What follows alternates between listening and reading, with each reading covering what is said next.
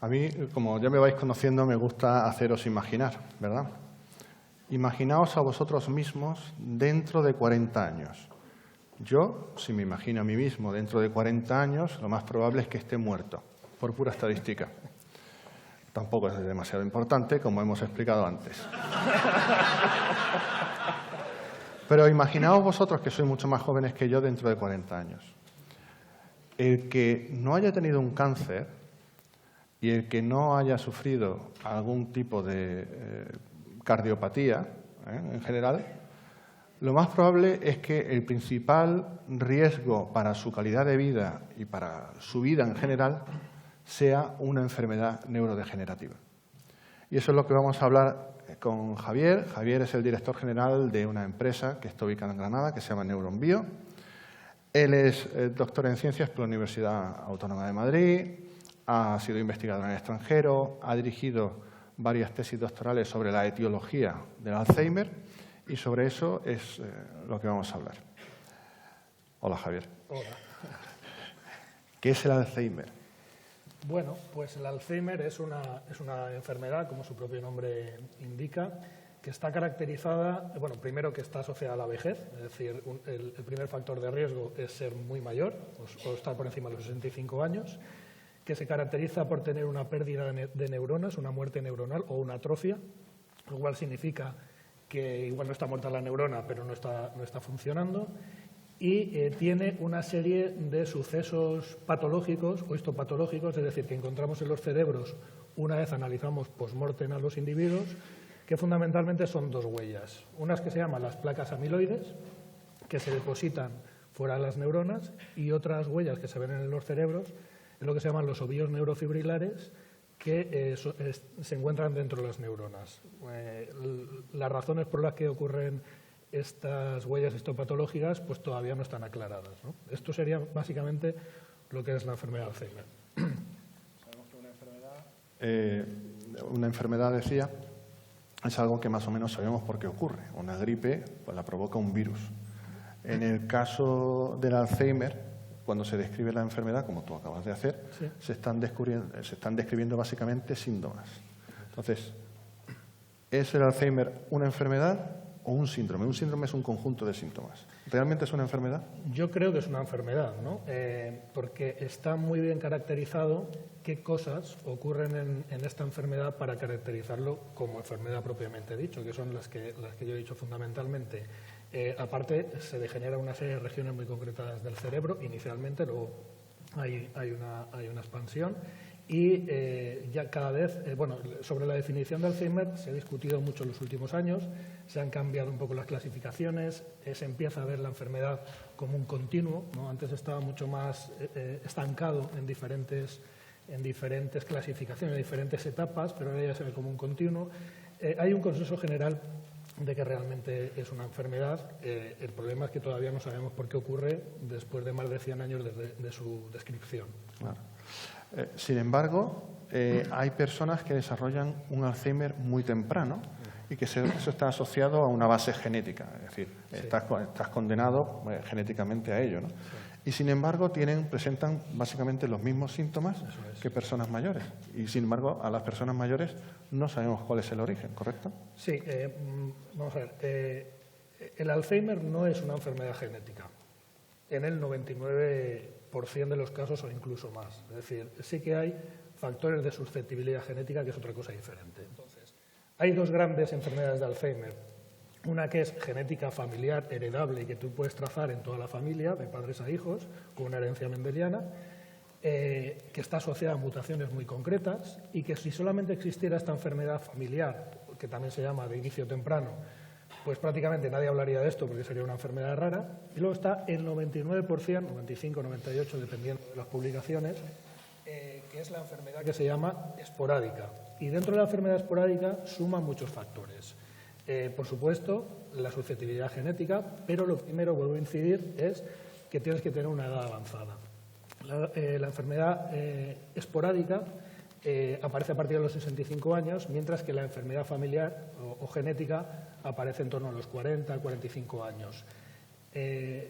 La consecuencia de las mutaciones genéticas, de la enfermedad genética, es que existen estos depósitos de placas amiloides en el cerebro mucho más temprano, y luego esto también lo vemos en la esporádica. Entonces comparten esas huellas, pero tienen un origen diferente.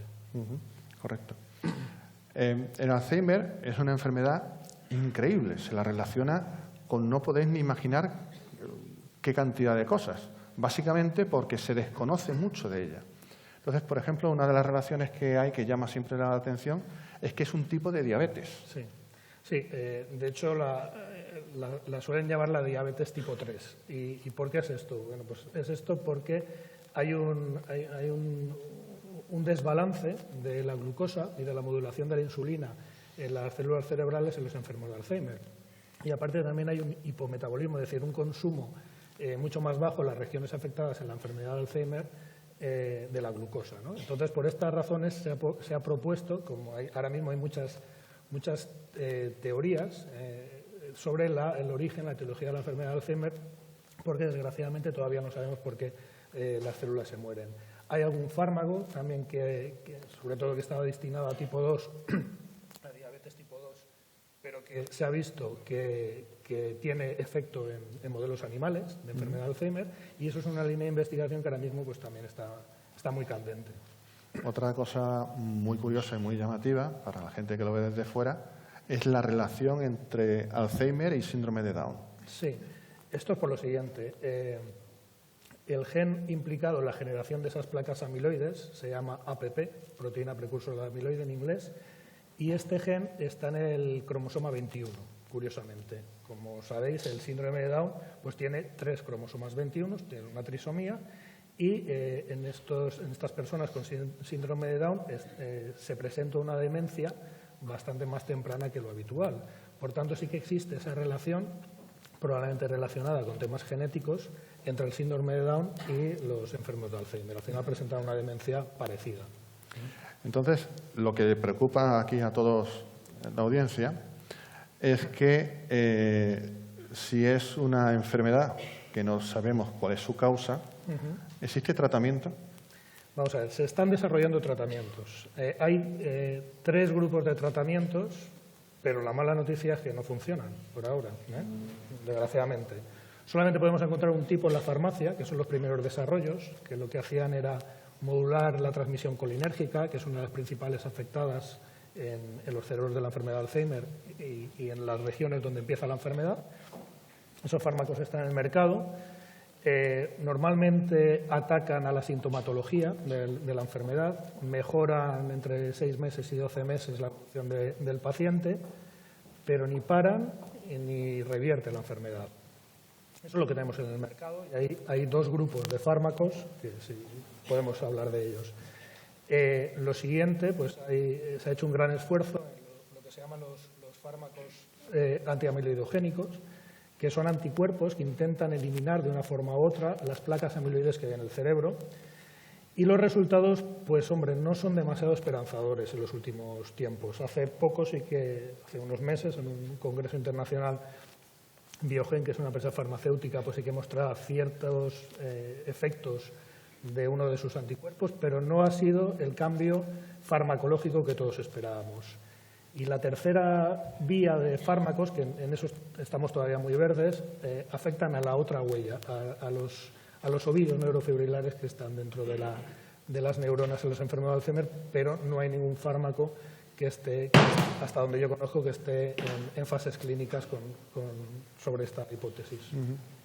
Démonos cuenta, si pensamos un poco, es que esto es una enfermedad que puede empezar a mostrarse cuando uno tiene 40 y tantos años, lo que pasa es que no es asintomática, y que cuando empieza a mostrar síntomas ya prácticamente es tarde.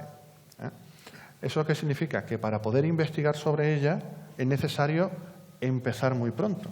Pero para poder empezar muy pronto a poder investigar sobre personas que estén en una fase inicial del desarrollo de la enfermedad, sería necesaria alguna forma de diagnosticarlo. ¿Es posible diagnosticar prematuramente el Alzheimer? A día de hoy, cuando se diagnostica un enfermo de Alzheimer en una consulta a un neurólogo, el diagnóstico es enfermedad de Alzheimer probable. Y se confirma post-mortem, cuando se analiza el cerebro y se ven estas 2 huellas de las que yo hablaba.